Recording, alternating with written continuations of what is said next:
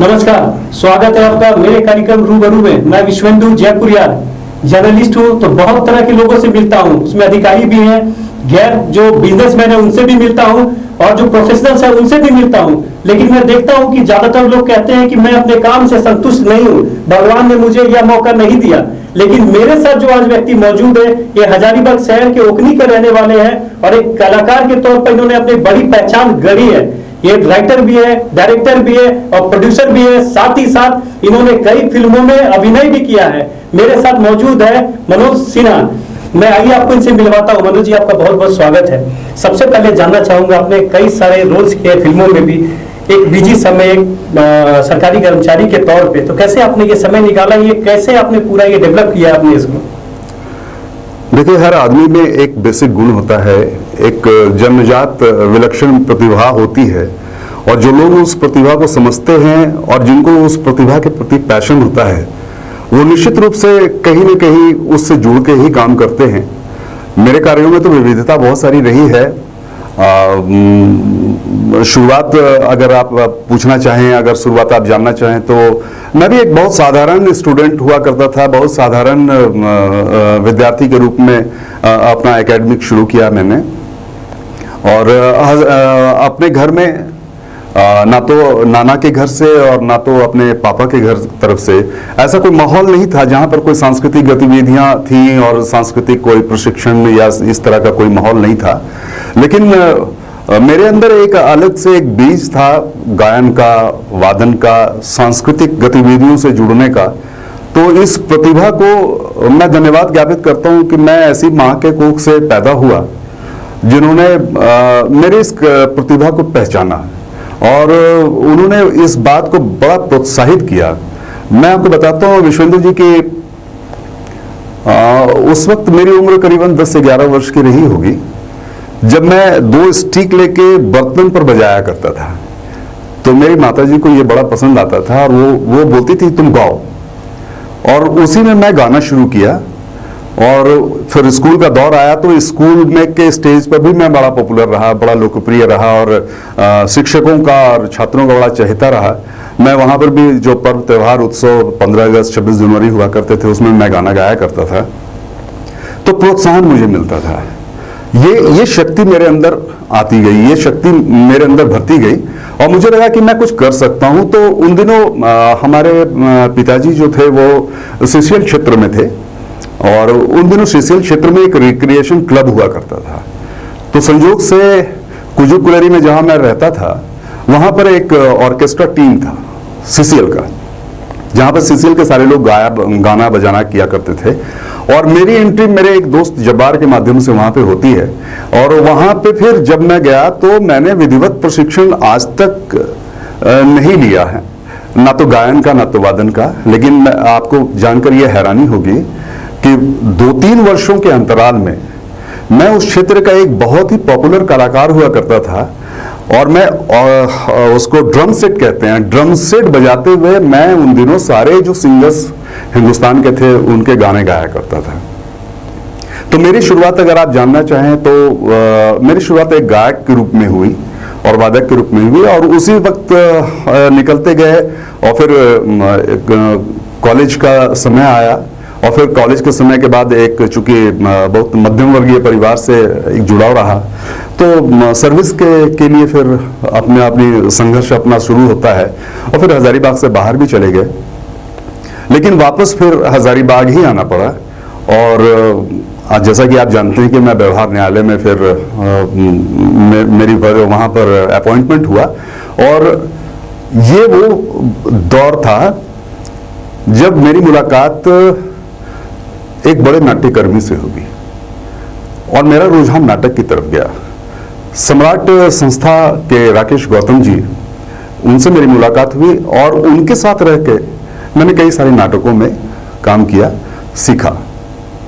ये फिल्मों का सफर कहाँ से शुरू हुआ? एक गायक के तौर पे आपने शुरुआत की जी। और फिर अचानक से प्रोड्यूसर, डायरेक्टर, राइटर, ये बदलाव कहाँ से? हाँ, तो यही वही 1986 की बात मैं कर रहा हूँ कि नाटकों में गया। उसका फिर नाटक में बहुत सारे नाटक मैंने किए, राष्ट्रीय और अंतर्राष्ट्रीय स्तर पर भी, प्रादेशिक स्तर पर भी मेरे नाटक हुए। फिर मैंने अपनी एक संस्था बनाई अभिनव, जो कि बहुत सक्रिय संस्था रही। आपको जानकर ये भी अच्छा लगेगा कि उस वक्त साक्षरता मिशन की शुरुआत हो रही थी, और फिर हमारी पूरी टीम जो है वो पूरे हजारीबाग जिले में हमारे लिखे हुए नाटक को पूरे जिले में उसको प्रदर्शित किया गया जन चेतना के तौर पे, और उसके बाद फिर हर जगह वो क्लस्टर टीम बनाया गया, सांस्कृतिक टीम बनाई गई। तो सांस्कृतिक गतिविधियों की शुरुआत, मंच की शुरुआत, अभिनय की शुरुआत, लेखन की शुरुआत मेरी बेसिकली यहीं से होती है। और जहां तक आप फिल्मों के बारे में बात कर रहे हैं, तो 1993 में मेरे साथ मेरी मुलाकात एक बहुत बड़े साहित्यकार, जो आप लोग भी जानते हैं, श्री रतन वर्मा जी, उनसे मुलाकात हुई। और उन्होंने मेरी प्रतिभा को बड़ा जबरदस्त पहचाना, और वो एकदम प्रतिबद्ध रहे कि मुझे किसी न किसी तरह से आगे बढ़ना चाहिए। तो ये उनका एक सहयोग रहा। उन्होंने मेरे कदम को बॉलीवुड, हॉलीवुड, मतलब कलकत्ता, बंगाल फिल्म इंडस्ट्री की तरफ बढ़ाया। उन्होंने मेरा परिचय विष्णुपाल चौधरी जी, एक बहुत बड़े डायरेक्टर उन दिनों हुआ करते थे, उनसे करवाया। और मेरा पहला सबसे बड़ा जो दूरदर्शन, उस जमाने में दूरदर्शन से बड़ी चीज तो कुछ हुआ ही नहीं करती थी, तो दूरदर्शन पे मेरा एक विषवृक्ष, बंकिम चंद्र चट्टोपाध्याय उनकी कहानी पर यह विषवृक्ष था, उसमें मुख्य किरदार के रूप में मेरा वहां पर हुआ, और उसका प्रसारण भी हुआ। वहीं से मेरी पहचान फिल्मों की तरफ बढ़ती है। उसके बाद तो फिर गुलबहार सिंह वगैरह मिले, और रमन गुप्ता साहब मिले, तो हम लोगों ने प्रेमचंद की कई कहानियां मेरे दूरदर्शन पे आई। उस जमाने में जी हॉरर शो की शुरुआत हुई थी, तो उस जी हॉरर शो में भी मैंने काम किया एक पुलिस इंस्पेक्टर के रूप में। और इसी तरह बंगाल फिल्मों में मेरी एक अच्छी पकड़ बनती गई। मैं बी ग्रेड से ए ग्रेड आर्टिस्ट की तरफ बढ़ता चला गया। और मेरी जो सबसे बड़ी सीरियल थी वो थी मेगा सीरियल तस्वीर, जिसमें मेरे अपोजिट में रूपा गांगुली जी थी, और मैं वकील बना था रजा मुराद साहब का। तो यहाँ से एक फिल्मी सफर शुरू होता है, और वहीं से मैंने लेखन की, पटकथा लेखन की, और निर्देशन की, और अभिनय की। अपने अभिनय करते करते मैं उन बारीकियों को मैंने सीखा, वहाँ पे बहुत ध्यान दिया। और उसके बाद फिर हजारीबाग में सबसे पहले जो वृत्त चित्र बना, एक डॉक्यूमेंट्री फिल्म बनी बूढ़े इमाम पे, जिसका प्रसारण दूरदर्शन पटना से भी हुआ, और फिर दूरदर्शन DD1 दिल्ली से भी हुआ। वो था मेरे निर्देशन में और मेरे स्क्रिप्ट राइटिंग में कोवर्क आर्ट, और ये जो उनकी जो कलाएं हैं उस पर मैंने, वहां से फिल्म मेकिंग मेरी शुरू होती है। और उसी वक्त में मीर कल्लू की गवाही एक टेली प्ले बना, जिसको बहुत सराहा गया दूरदर्शन से, उसको अवार्ड भी मिला, तो DD1 से भी चला। तो इस तरह मेरे फिल्मों का कैरियर यहाँ से इस तरह से शुरू होता है। और उसके बाद तो फिर अगर इसको थोड़ा सा रोक कर आपको बताएं, तो मैंने जो सीखा, जो बारीकियां जो मैंने सीखी, अभिनय की, निर्देशन की, एडिटिंग की, तो मुझे लगा कि हजारीबाग में रहता हूं और हजारीबाग मेरी जन्मभूमि है, यहीं से मैंने कुछ सीखा है, तो हजारीबाग को भी कुछ लौटाना चाहिए। तो ये मेरा कमिटमेंट था। तो उन दिनों सिर्फ एक दूरदर्शन न्यूज हुआ करता था, और स्टार न्यूज हुआ करता था, और जी न्यूज हुआ करता था, जिसका हजारीबाग में तो अप्रोच बिल्कुल भी नहीं था। जब भी कोई बात होती थी तो कहीं ना कहीं से एक दूरदर्शन की बड़ी सी गाड़ी आती थी, कुछ कुछ कवर करके चली जाती थी। तो उन दिनों कविता सिन्हा जी मेरे साथ थी, शुरू से रही थी अभिनव संस्था में, तो उन्होंने भी इसमें सपोर्ट किया, और भी बाकी लोगों ने सपोर्ट किया। तो एक न्यूज चैनल की हम लोगों ने शुरुआत की। वो हजारीबाग का सबसे पहला न्यूज चैनल था, अभिनव न्यूज, और वो साप्ताहिक न्यूज था। हम उस पर भी आएंगे, जी, जानकारी लेंगे। जी, सबसे पहले जानना चाहते हैं कि आपने कितनी फिल्मों में अब तक काम किया है, कितने का निर्देशन किया है आपने, और लेखक के तौर पे आपकी क्या कंट्रीब्यूशन रहा है फिल्म इंडस्ट्री में? लेखन के तौर पर मेरी सिर्फ एक फिल्म, मेरी 2 फिल्में हैं जो कि बनी हैं और जो प्रदर्शित हुई हैं, जिसमें प्यार किया नहीं जाता है और एक अंतहीन फिल्म है। ये दो फिल्में थी, फीचर फिल्में थी जिसमें मेरे स्क्रिप्ट राइटिंग की बात हुई। दूरदर्शन के लिए मैंने बहुत सारे सीरियल लिखे, बहुत सारे कार्यक्रम किए, बहुत सारे टेलीप्लेज लिखे। वो दूरदर्शन से, पटना से, डाल्टनगंज से, दूरदर्शन DD1 से, गोरखपुर से, ये सब प्रसारित होते रहे। तो लेखन के तौर पर मैं ये इधर कहता हूँ, क्योंकि रतन वर्मा जी का भी साथ मिला तो साहित्य से भी जुड़ा, तो कथा लेखन में भी ईश्वर की दया से राष्ट्रीय स्तर पर कई सारे पुरस्कार भी मिले, बहुत सारी कहानियां मेरी पुरस्कृत भी हुई। लेखन का ये क्षेत्र था। उसके बाद फिर आपने निर्देशन के बारे में कहा, तो निर्देशन के रूप में मैंने 3 फिल्में निर्देशित की हैं, जिसमें एड्स का जहर, प्यार किया नहीं जाता, और एक फिल्म थी, नाम याद नहीं आ रहा है, वो फिल्म रिलीज भी नहीं हो पाई।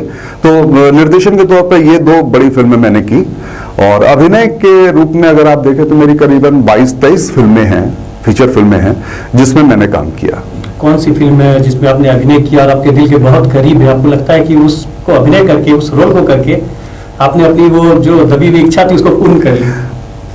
मेरी जो सबसे सफल फिल्मों में आप कह सकते हैं तो वो है नमस्ते बिहार, वो हिंदी फिल्म थी। उसके बाद फिर कौन हो तुम, एक अच्छी फिल्म थी। अपराजिता, जिसमें काम करके मुझे बहुत सेटिस्फैक्शन मिला। और सबसे बड़ी बात है कि केतन मेहता ग्रुप, जो बहुत बड़ा ग्रुप है, उनके ग्रुप के लोगों ने एक फिल्म बनाई थी गुलमोहर। उसमें मुख्य विलेन किरदार के रूप में उसमें मेरा अभिनय है। और वो फिल्म सचमुच में मेरे दिल के बहुत करीब है, और बहुत बड़ी फिल्म है। मैं उसका नाम जरूर लेना चाहूँगा। तो ऐसी फिल्में हैं जिसमें, उसका फिर हमार धड़कन एक फिल्म है, ये भी बहुत अच्छी फिल्म है। एक गंगवा आने वाली फिल्म है, ये बहुत अच्छी फिल्म है। अभी आपको मैं बता दूं कि जैकी श्रॉफ जी के साथ भी एक फिल्म मेरी आने वाली है, वो भोजपुरी फिल्म होगी। पहली बार उसमें जैकी श्रॉफ जी भी आ रहे हैं, और उसके पहले जो है शक्ति कपूर साहब के साथ भी मैंने काम किया। तो ये सारी फिल्में हैं सब। अपने लेखन में भी हाथ आजमाया, डायरेक्टर के तौर पे भी आप आए, कई काम आपने किए, लेकिन सबसे अच्छा आपको क्या लगा, एज ए अभिनेता या फिर डायरेक्टर या फिर लेखक? कहाँ आपको सेटिस्फाइड लगता था, सेटिस्फैक्शन आपको लगता था, संतुष्टि होती थी? 2 बातें होती हैं। एक तो है कि अपने आप को जब दिखाने की बात होती है तो अभिनय से बड़ा क्षेत्र तो कुछ हो ही नहीं सकता है। वो उसमें सचमुच में बहुत संतुष्टि मिलती है, बड़ा काम करके सुख मिलता है, और अपने आप को सामने लाने का भी मौका मिलता है, और बहुत सारे उसमें चुनौतियां हैं, उसको भी पूरा करने का मौका मिलता है। लेकिन एक दूसरा पक्ष भी हर आदमी के अंदर में होता है, वो है सृजनशीलता का। जब सृजन की बात आती है तो डायरेक्शन से बढ़िया तो कुछ भी नहीं होता है। उस वक्त तो लगता है कि फिल्म डायरेक्ट करना, क्योंकि मैं अपने फिल्म के डायरेक्शन में कभी काम नहीं करता हूँ। बहुत सारे लोग होते हैं कि अपने फिल्म का डायरेक्शन भी कर रहे हैं, राइटिंग भी कर रहे हैं, प्रोडक्शन भी कर रहे हैं, और अपने खुद हीरो भी हैं, अपने विलेन भी हैं, या फिर कहीं भी हैं। तो मैं इस चीज को अवॉइड करता हूं, क्योंकि मेरा कंसंट्रेशन जब सृजन पर होता है तो मैं उसमें अभिनय नहीं करना चाहता हूं। तो 2 अलग अलग बातें हैं, और दोनों मेरी पसंद की बातें हैं। अभिनय भी मेरे दिल के बहुत करीब है, और निर्देशन चूंकि सृजनशीलता है तो वो मुझे अच्छा लगता है। आपने 98 से 2000 तक अभिनव नीर चलाया था, उस वक्त चलाया था, शुरू किया था जब इसको असंभव कार्य समझा जाता था, क्योंकि उतनी सुविधाएं नहीं थी, और काफी सक्सेसफुल हुए थे आप उस वक्त। जी। तो उसके बारे में थोड़ा हमें बताइए। ये वो दौर था, जैसा कि मैंने बताया कि उस वक्त सिर्फ दूरदर्शन और स्टार न्यूज और ये हुआ करता था, तो यहाँ के लोगों को भी विजुअल देखने की तमन्ना थी। और चूंकि मैं उस वक्त तक सीख चुका था, तो मैं आपको बताऊं कि 2-2, 3-3 VHS का जमाना था। वीडियो उस वक्त जो वीडियो प्लेयर हुआ करते थे, वीडियो रिकॉर्डर हुआ करते थे, तो 3-3 प्लेयर में 3-3 कैसेट लगा के उसको एक जगह एडिट करके उसको फिर कंप्यूटर से देख के, उस वक्त वो नॉन लीनियर एडिटिंग नहीं हुआ करती थी, तो बहुत टफ था। कैमरा 22 किलो 25 किलो का कैमरा लेके दौड़ा चलता था मैं, और चूंकि मैं बहुत पैसे नहीं दे पाता था बहुत सारे लोगों को, एक नॉमिनल अमाउंट था, तो चूंकि मेरे संस्था से बहुत सारे लोग जुड़े हुए थे, तो वो लोग भी बेचारे मेहनत करते थे, वो लोग भी दौड़ते रहते थे। एक कैमरा लेके मैं दौड़ा करता था, एक कैमरा लेके कोई दौड़ा करता था। कहीं कुछ भी घटनाएं हुई तो चूंकि आप जानते हैं, आप तो इससे जुड़े हुए हैं, तो विजुअल मीडिया का सबसे पहले पहुंचना बहुत जरूरी है। अदरवाइज प्रिंटिंग मीडिया वाले तो कहीं से भी कलेक्ट कर लेंगे, लेकिन हम लोगों को तो वहां जाना बहुत जरूरी होता था। तो बड़ा संघर्ष का समय था, चुनौतियां आर्थिक भी थी, चुनौतियां तकनीकी भी थी, और वैसे समय में सब कुछ खुद करना पड़ता था। आपको मैं बताऊं कि न्यूज पढ़ता भी नहीं था, क्योंकि बहुत सारे लोगों को नहीं मालूम था कि कैसे पढ़ा भी जाता है। आज तो बहुत सारे लोग जैसे कैमरा खुलता है एकदम भीड़ लगा देते हैं बोलने के लिए, बल्कि उनको हटाना पड़ता है, हटिए हटिए। लेकिन मैं आपको बताऊं कि उस जमाने में जब अच्छे अच्छे लोगों से जब मैं इंटरव्यू लिया करता था, तो जैसे ही कैमरा ऑन होता था वो चुप हो जाया करते थे। उनको मालूम नहीं था कि बोलना कैसे है, दिखना कैसे है, किधर देखना है। तो ये सारी चीजें भी हम लोग बताया करते थे कि भाई देखिए आप किधर देख के बोलिएगा, कैसे बोलिएगा।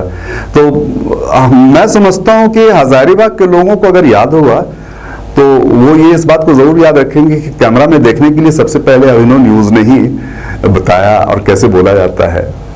आप सरकारी नौकरी भी करते हैं और ये जो कलाकार वाला आपका रोल है उसे भी निभाते हैं, उसके लिए भी समय निकाल लेते हैं। आपकी फिल्में आने वाली है जैकी श्रॉफ के साथ, आपने अभी बताया। ये समय कैसे निकाल पाते हैं, कैसे बैलेंस कर पाते हैं? क्योंकि एक तरफ फैमिली, एक तरफ आपका कोर्ट, दूसरा तरफ आपका ये फिल्म।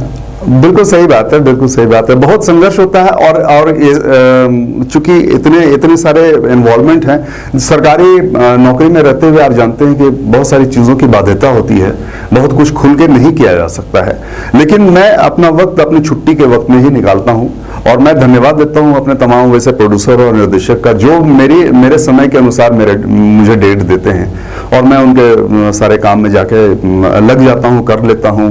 ईश्वर की कृपा है कि सब तरफ तारतम्य बना रहता है, घर भी, परिवार भी और नौकरी भी, सब साथ साथ चलता रहता है। आपने 90 के दशक में जब ये शुरू किया था जी, एक कलाकार के तौर पे, उस वक्त हजारीबाग अभी भी वैसा ही है, कस्बाई शहर है, लेकिन उस वक्त तो काफी लोग और भी पुराने सोच वाले थे, तो काफी आपको संघर्ष करना पड़ा होगा। लोग समझ नहीं पाते होंगे कि कलाकार के तौर पे जब आप कार्य कर रहे हैं तो कहीं ना कहीं यहाँ पर रूटीन होती होगी कि ये लड़का ये क्या कर रहा है। तो ऐसा कुछ एक्सपीरियंस आपको उस वक्त हुआ था? हाँ, बहुत बहुत बहुत बहुत बातें सुनने को मिलती थी, अपने परिवार से भी, अपने समाज से भी, और लोगों को समझ में नहीं आता था कि ये आदमी कर क्या रहा है और ये कितने हद तक सही है, कितने हद तक गलत है।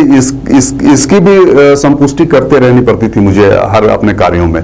मतलब लोगों को ये बताना पड़ता था कि आप कहीं से भी ये कोई गलत रास्ता नहीं है।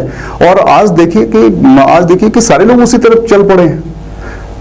मेरी शुरुआत उस समय में हुई जब एक संक्रमण का काल था। उस वक्त सारा कुछ शुरू होने वाला था। उस वक्त लोग नहीं समझ पाते थे कि वीडियोग्राफी से क्या हो सकता है, ये कैमरा लेके दौड़ने से क्या हो सकता है, कैमरे के सामने एक्टिंग भी कैसे किया जा सकता है, नहीं किया जा सकता है, इस न्यूज से क्या मिलेगा। लोग एडवर्टीजमेंट नहीं देना चाहते थे क्योंकि कहीं से पैसे का कोई मतलब, कोई आमदनी का कोई जरिया नहीं था। तो लोगों को मेरे कुछ मित्र थे उस जमाने में भी, जिनका मैं अभी भी धन्यवाद देता हूँ कि उन लोगों ने मेरी बात को समझते हुए कभी 500 रुपया, कभी 250 रुपया, कभी 300 रुपया का छोटा छोटा एडवर्टीजमेंट दिया करते थे। और एक एपिसोड में मैं बताऊं कि मैं उस जमाने में 20 से 22 कैसेट निकालता था, कैसेट VHS का, जो कि हर जिले के हर इलाके में जो केबल ऑपरेटर थे उनके पास जाता था और वो लोग चलाया करते थे। तो 20-22 कैसेट का निर्माण करते हुए मैं उस जमाने में 97-98 के समय में 35 से 40 हजार रुपया एक एपिसोड का लगता था और वो हर दिन चलता था। उसको भी हम लोग पैसे पेमेंट करते थे और जो हमारे यहाँ न्यूज़ बोलते थे उनको भी थोड़ा बहुत दिया करते थे, जो कैमरा लेके चलते थे उनको भी दिया करते थे। एडिटर्स, चूंकि मेरे पास उतना बड़ा साधन नहीं था, तो जहाँ शादियों का जो कैसेट बनता था वहाँ कभी इसके यहाँ, कभी उसके यहाँ, कभी उसके यहाँ जाके हम लोग एडिटिंग किया करते थे। तो संघर्ष तो बहुत था। यानी जो क्रिटिसिज्म होता था उससे आप कभी विचलित नहीं हुए और यही वजह है कि लगातार आज भी आप आगे बढ़ते जा रहे हैं। निश्चित रूप से मैं विचलित नहीं हुआ, बल्कि मैं उनसे हिम्मत लेता रहा कि एक ना एक दिन तो आपको ये महसूस करना पड़ेगा कि ये सारी चीजें गलत नहीं है। आज देखिए कि आज सारे लोग अपने बच्चों को नृत्य की तरफ, गायन की तरफ, फिल्मों की तरफ प्रेरित कर रहे हैं जाने के लिए। लेकिन प्रेरित तो कर रहे हैं, लेकिन बहुत आसान नहीं है वो सफलता पाना। जिस तरीका से आपने कई फिल्मों में काम किया, कई फिल्मों की कहानियां लिखी, आज भी फिल्म आप जैकी श्रॉफ के साथ कर रहे हैं। समान तौर पर अगर कोई आदमी इतनी मेहनत करता भी है तो अभी जगह नहीं मिल पाता क्योंकि नेपोटिज्म का जमाना है। और भी बहुत सारी बातें हैं। बिल्कुल, उस पर आप क्या कहेंगे? आसान तो मेरे लिए भी नहीं था। मेरे लिए जो बहुत कड़ा समय था, आप समझिए कि मेरी जिंदगी बीत गई और मैं जो एक चमक दमक जो बॉलीवुड की होती है उस चमक में तो अभी भी नहीं हूँ, नहीं आ सका क्योंकि मेरे साथ एक नौकरी की बाध्यता थी। आपके समय क्रिटिसिज्म ज्यादा था, आसपास के लोग क्रिटिसाइज करते थे। बिल्कुल। लेकिन अभी के समय जमाना बदला हुआ है। बिल्कुल। लेग पुलिंग बहुत ज्यादा है, बहुत सारे कलाकार हैं, वो चाहते हैं ये लोग मुझे मिले तो वो वहां जाके काम खराब कर देते दूसरे का। तो ऐसा कभी आपके साथ हुआ है? ये पहले का जमाना और अब के जमाना में आपने कभी ऐसा महसूस किया है? नहीं, उस जमाने में लेक पुलिंग नहीं हुआ करती थी विश्वेंद्र जी। हाँ विश्वेंद्र जी, मैं आपको बता रहा हूँ कि उस जमाने में लेक पुलिंग नहीं हुआ करती थी, लेकिन अवसर की बहुत जबरदस्त कमी थी। आप किसी स्टूडियो में किसी प्रोड्यूसर तक पहुंच पाना आपके लिए बड़ा असंभव सी बात थी। अभी तो क्या है कि हर रात चलता आदमी आपको प्रोड्यूसर और डायरेक्टर मिल जाएगा, और उसके बाद फिर क्या है कि 5 लोग जब जाते हैं तो अपनी अच्छाई के लिए, अपने बेहतरी के लिए, अपने बेहतर अवसर के लिए, अपने आप को ज्यादा प्रूफ करने के लिए किसी की भी बुराई करने से चूकते नहीं। और हम लोगों के समय में ऐसी बात नहीं थी। हम लोगों को भी जो इंट्रोड्यूस किया करते थे वो बड़ा स्वस्थ तरीके से इंट्रोड्यूस किया करते थे, और आज भी हम लोगों का सर उन लोगों के सामने झुकता है, चाहे वो टेक्नीशियन के रूप में रहे हों, स्पॉट बॉयज के रूप में रहे हों, उन लोगों ने भी मेरी मदद की है। वो लोग भी हमें प्रोड्यूसर से जाके मिलाए हैं, तो हम लोग तो उनके सामने नतमस्तक रहे हमेशा। आप काफी लंबा समय, मुझे लगता है कि 90 के दशक से आप सक्रिय हैं, तो अभी आपकी और क्या आप चाहते हैं, कैसे सपने हैं आपके कि आगे जाके और क्या रोल करना चाहते हैं, क्या करना चाहते हैं आप? सपने तो बहुत बड़े हैं, मैं बस इंतजार कर रहा हूँ 2-3 वर्षों का, ताकि मैं अपनी नौकरी से छुट्टी पा सकूं, और उसके बाद पूरी तरह से सांस्कृतिक और साहित्यिक गतिविधियों में अपने आप को इन्वॉल्व करना है। जो पहचान अब तक नहीं मिल पाई है, या जो तमन्नाएं अब तक अधूरी रह गई हैं अंदर में, उसको सामने लाना है। और विष्णु जी, मैं आपको बताता हूँ कि अभिनेता का और निर्देशक का और कथाकार का, जो भी सृजन से जुड़े हुए हैं, उनके लिए कभी अंत नहीं होता है, और उनको कभी भी संतुष्टि नहीं मिलती है, और पता नहीं कौन सी चीज कहां उनको कब ले जाए, कोई नहीं जानता है। इसलिए निरंतरता तो बहुत जरूरी है, और लगनशीलता भी बहुत जरूरी है। कमिटमेंट होना चाहिए, पैशन होना चाहिए, और कंटिन्यूटी होनी चाहिए। आपने रिटायरमेंट की बात की जॉब से, लेकिन फिर आप रिटायरमेंट के बाद अपने इस कलाकार वाले रोल में सक्रिय हो जाएंगे, तो इसका फायदा, आपके अनुभव का फायदा यहाँ के स्थानीय कलाकारों को कितना मिलेगा? बिल्कुल मिलेगा। जब काम शुरू होगा तो मेरा अपना कमिटमेंट है अपनी इस हजारीबाग की जमीन से है कि मैं हजारीबाग की जमीन को छोड़कर कहीं नहीं जाऊंगा, और आज जाने की जरूरत भी नहीं है। इतने तरह के आपके सामने मीडिया हैं, इतने तरह के क्या बोलते हैं माध्यम हैं, कि आपको मुंबई में रह के फिल्म बनाने की जरूरत नहीं है। आप जहां हैं वहीं से शुरू हो सकते हैं, और हमने तो 90 के दशक में ही ये करके सिद्ध कर दिया कि हम 90 में भी यहां से डॉक्यूमेंट्री फिल्म बना सकते थे, और बनाए, टेली फिल्म बनाए, टेली सीरियल्स बनाए, और आने वाले समय में पूरी तरह से यहीं पे रहूंगा। और यहाँ के कलाकार बहुत प्रतिभाशाली हैं, मैं इस बात को बिल्कुल दिल से महसूस करता हूं। बहुत प्रतिभाशाली हैं, जिनको कुछ भी नहीं आता है, वो इतनी सृजनशीलता वाले काम कर रहे हैं कि कभी कभी देख के हैरानी होती है कि यार कमाल है, ये आदमी तो हम लोग से भी बहुत आगे निकला हुआ है। और आज का जो टेक्निकल क्षेत्र है, आप देखिए, मतलब आप तो जानते हैं कि इचाक क्षेत्र के जो लड़के जो डांस वांस करते हैं, वो जो वीडियो बना के डाल रहे हैं, वो मतलब कि एकदम एक्सप्लोजन है। एक जो वो जो ट्रैक्टर वाले जो लड़के हैं, क्या नाम है, जो कविता भी बोलते हैं और ये भी करते हैं, मैं तो हैरान हूं उनकी प्रतिभा को देख के। ऐसे कई लोग हैं जो सामने आ रहे हैं, हजारों लोग हैं। मैं गिनती नहीं गिन सकता हूं। मैं जब भी देखता हूं फेसबुक पे, यूट्यूब पे, तो मुझे बड़ा आश्चर्य होता है कि बताइए, जिस चीज को करने के लिए हम लोगों को महीनों की मीटिंग करनी पड़ती थी, या अब भी पड़ेगी, और ये जो बच्चे हैं उठते हैं और शुरू हो जाते हैं, और मतलब लाखों के व्यूअरशिप में पहुंच जाते हैं। मेरा तो सैल्यूट है उनको। आपकी बातों से लग रहा है कि नौकरी से रिटायरमेंट के बाद कहीं ना कहीं आपकी प्लानिंग है कि सोशल मीडिया पे मैं भी सक्रिय हो जाऊं। जो एक्सप्लोजन वाली बात है, ये एक्सप्लोजन मैं आपके साथ जरूर देखूंगा, मुझे लग रहा है आने वाले दिनों में। बिल्कुल, ईश्वर चाहे तो जरूर देखेंगे, और कुछ योजनाएं हैं भी। पूरी तरह से जब सक्रियता बढ़ेगी तो, और मैं जब भी चलूंगा तो सिर्फ आत्म सुखाए नहीं चलूंगा। मैं आपको बताया तो मैं सिर्फ अपने आत्म सुख के लिए नहीं चलूंगा, उसमें समाज के जितने भी कंटेंट्स हैं, समाज की जितनी भी चिंताएं हैं, उन सारी चीजों को लेके और सांस्कृतिक जितनी भी जो हमारा जो छूटता चला जा रहा है, जो चीज़ें जो छूटती चली जा रही हैं समाज के निर्माण में, सांस्कृतिक निर्माण में, सांस्कृतिक विकास में, फिल्मों के विकास में, जो भी मेरा योगदान है, जो भी मैंने सीखा है, वो सारा का सारा मैं शेयर करूंगा। और सिर्फ अपने लिए एक गाना गा देना और अपने लिए एक छोटा सा क्लिप बना कर डाल देना, ये मैं कभी नहीं करूंगा। मैं जब भी करूंगा तो सामूहिकता के साथ करूंगा, सामाजिकता के साथ करूंगा, और जो लोग यहाँ के जो प्रतिभाशाली लोग हैं उनका सहयोग तो जरूर लूंगा मैं। अभी मैंने प्रोग्राम के शुरुआत में कहा था कि मैं हर तरह के लोगों से मिलता रहता हूं, क्योंकि जर्नलिस्ट हूं तो मुलाकात होती है, चाहे वो अधिकारी हो, जो गैर सरकारी जो काम करते हैं वो है, या फिर प्रोफेशनल जो भी हो, मैं सबसे मिलता हूं। बिजनेसमैन है तो वो कहते हैं कि मुझे मौका नहीं मिला। अगर मैं आपको देखता हूं तो नौकरी में आपने मौका नहीं निकाला, दोनों को बराबर पैरेलल लेके चले आप, और इसीलिए आपने एक अलग नाम कमाया। तो उन लोगों को आप क्या कहना चाहेंगे? बिल्कुल नहीं घबराना है। उन लोगों को सिर्फ कहना है कि आपके अंदर प्रतिभाओं की कमी नहीं है। जब आपने सोच लिया कि आपको करना है तो दैट मीन्स कि मतलब आपके अंदर यू आर टैलेंटेड, आपके अंदर प्रतिभा है, और बस ईमानदारी से चलिए। अपने आप को जितने दूर तक ले जा सकते हैं ईमानदारी से ले जाइए, और कभी भी किसी को हेय दृष्टि से, किसी को नीचा दृष्टि से या किसी को दिखाने के लिए मत कीजिए। जो भी कीजिए अपने आप को साबित करने के लिए कीजिए। आपने एक फिल्म का जिक्र किया, जैकी श्रॉफ के साथ बताया कि एक फिल्म आ रही है आपकी जी, तो उस फिल्म के बारे में जरा बताएं हजारीबाग के लोगों को कि वो कौन सी फिल्म है और कहाँ शूटिंग हो रही है, फिल्म का नाम क्या है और आपका रोल उसमें क्या रहेगा? ये फिल्म जो है वो 2020 में शुरू होने वाली थी, लेकिन चूंकि कोरोना का वक्त ऐसा रहा कि पूरे फिल्म इंडस्ट्री पर एक तरह से ग्रहण लग गया, और उसके बाद फिर ये फिल्म अभी तक बनी नहीं है।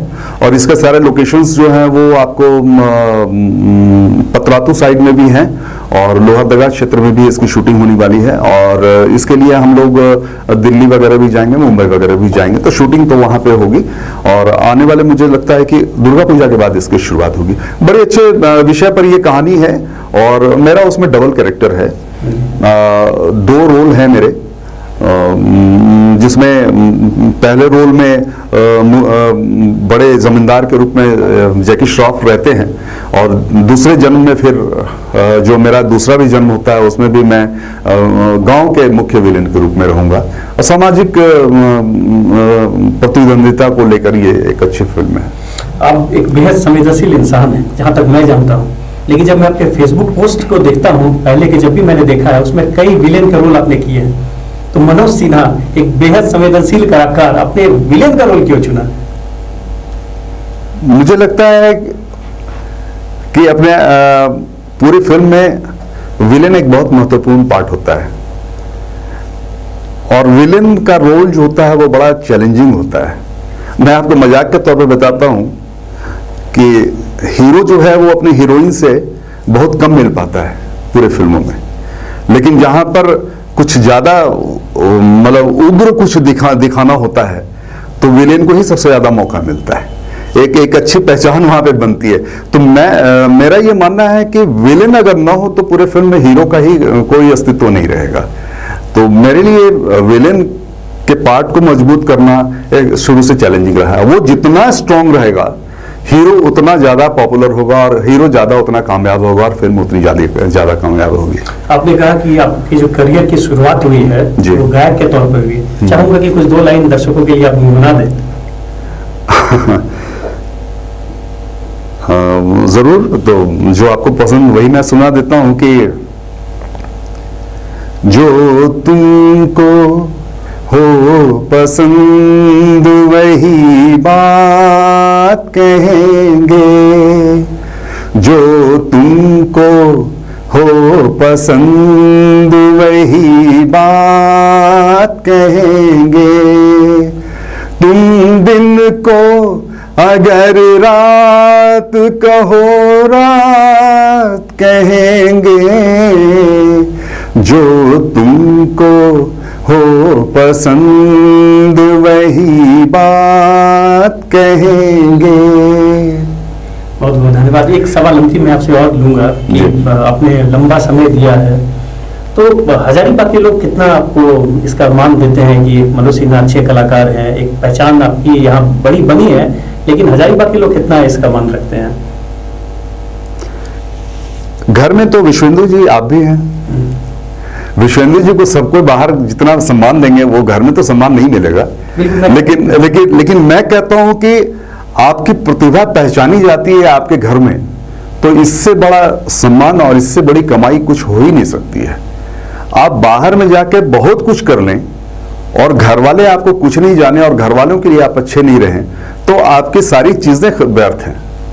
मैं समझता हूं कि हजारीबाग में जितना मैं उम्मीद नहीं करता था, जितना मैं अपेक्षा नहीं करता था, हजारीबाग में उससे ज्यादा लोगों ने मुझे सम्मान दिया है, हमेशा सम्मान दिया है। एक पहचान बनी है। आज भी कहीं भी जाता हूं तो मुझे ऐसा नहीं लगता कि कोई भी लोग अनजान हैं या कोई भी लोग मुझे पहचानते नहीं हैं। इतना ही बहुत काफी है। और फिर अगर ज्यादा पहचान बनानी है तो आपको ज्यादा काम करना पड़ेगा। यानी कि ये जो पूरा सफर है, आप संतुष्ट है अपने कार्यों से, अब तक के कार्यों से? हाँ, चूंकि मैंने ऐसा तो आपको नहीं लगता ना कि मैंने कुछ मिस कर दिया पीछे लाइफ में? हाँ, मिस किया मैंने। बहुत सारे अवसर ऐसे मिले जहां पर मुझे इस जमीन को छोड़ के जाना था, मैं नहीं जा पाया। इसका अफसोस तो है मुझे, लेकिन अपने वर्तमान से और अपनी जमीन से मुझे कोई शिकायत नहीं है। मैं यहां पर रह के इतना काम कर लिया, ये किसी के सपने के उसके पहुंच के बाहर की बात है। आप अपने जो सफर है आपका पूरा एज ए कलाकार और अपने सर्विस का जो लंबा समय बिताया, कितना संतुष्ट आपको लगता है कि मैंने जो काम किया मैं उससे सेटिस्फाइड हूँ? हाँ, सेटिस्फाइड हूँ, संतुष्ट हूँ।